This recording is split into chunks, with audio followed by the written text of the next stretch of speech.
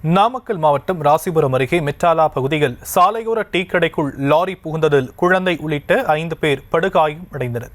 இதுகுறித்த விவரங்களை நம்முடைய செய்தியாளர் கிருஷ்ணா வழங்க நாம் கேட்கலாம். கிருஷ்ணா, இந்த விபத்துக்கான காரணம் என்ன?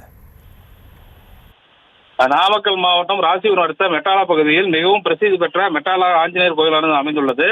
கோவிலில் இன்று திருவிழா நடைபெற உள்ள நிலையில் அதற்கான பணிகள் கோவில் நிர்வாகம் சார்பில் நடைபெற்று வருகிறது.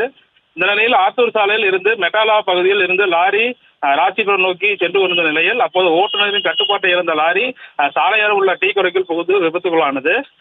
விபத்தில் கடையில் இருந்த குழந்தை உட்பட 5 பேர் படுகாயமாக மீட்கப்பட்டு சிகிச்சைக்காக ராசிபுரம் அரசு மருத்துவமனை மற்றும் தனியார் மருத்துவமனையில் சிகிச்சைக்காக அனுமதிக்கப்பட்டு சிகிச்சை பெற்று வருகின்றனர்.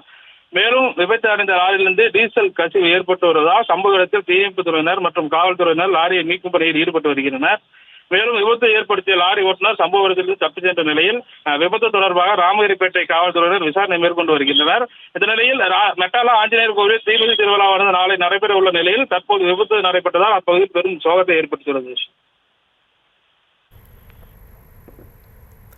விவரங்களுக்கு நன்றி கிருஷ்ணா.